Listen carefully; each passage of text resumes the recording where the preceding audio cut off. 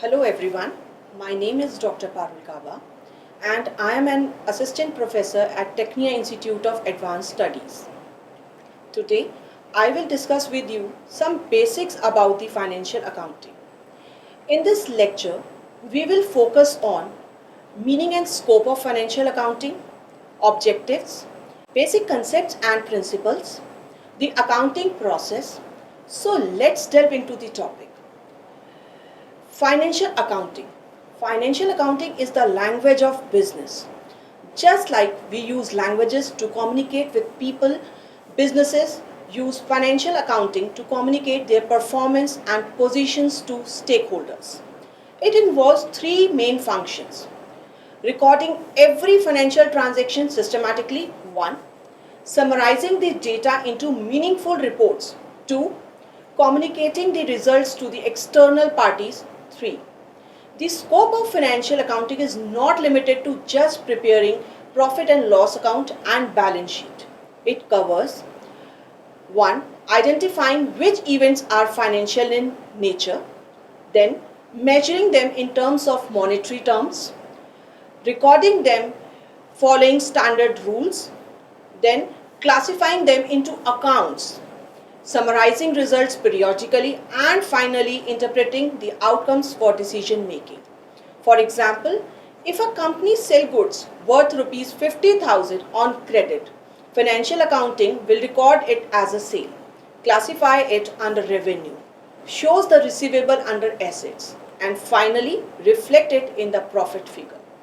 This is why accounting is sometimes referred to as the art of recording, classifying, and summarizing business transaction in monetary terms. Now coming on to the objectives of financial accounting.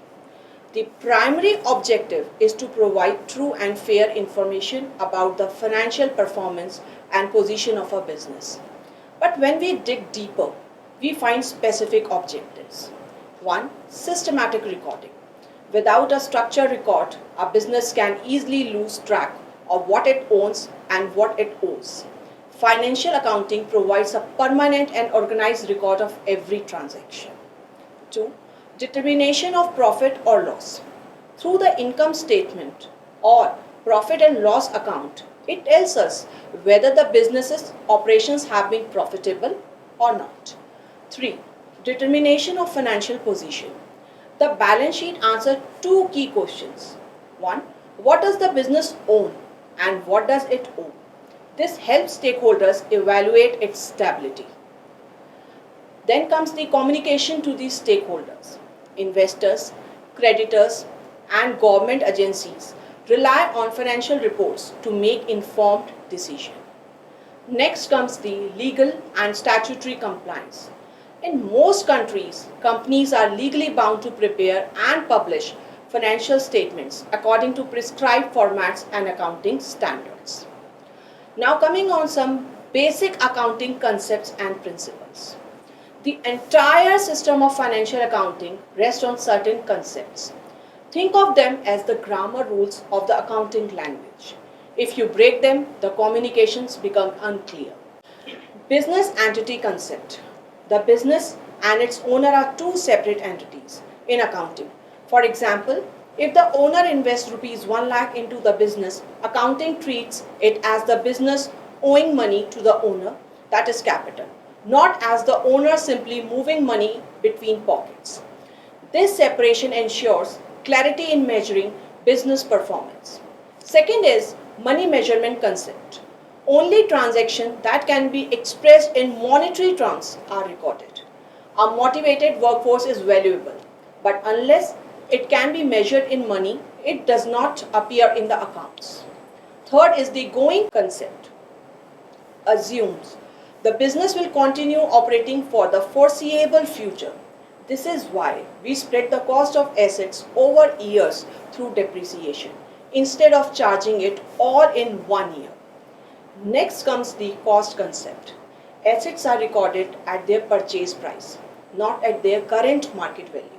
For example, if the land bought for rupees 10 lakh is now worth rupees 50 lakh, we will still record it at rupees 10 lakhs in the books. Now comes the dual aspect concept. Every transaction affects at least two accounts. If you buy goods for cash, your stock increases and your cash decreases. The two effects keep the accounting equation balanced. Assets is equal to liabilities plus capital. Next one is the accounting process. The accounting process is like a production line. Raw data enters at one end and a polished financial statement comes out at the other. It has five main stages. 1. Identifying transactions. Recognizing which events are financial in nature. Selling goods is financial. Hiring a manager is not until salary is paid or payable. Number 2 is recording. Entering the transaction into the journal using the double entry system. Next is classifying. Posting transaction into the ledger. Grouping similar items together. For example, all the purchases go into the purchases account. Next is summarizing. Preparing the trial balance and financial statements to see the overall performance and position. Then fifth one is interpreting. Understanding what the figures mean. A high profit may sound good, but if cash flow are negative, the company might still be in trouble. So in today's lecture, we have gone deep into the meaning and scope of financial accounting, objectives, the core accounting concept, and the process of converting transaction into meaningful reports. I hope you understand the topic. Please do like, share, and subscribe Technia TV. Thank you so much.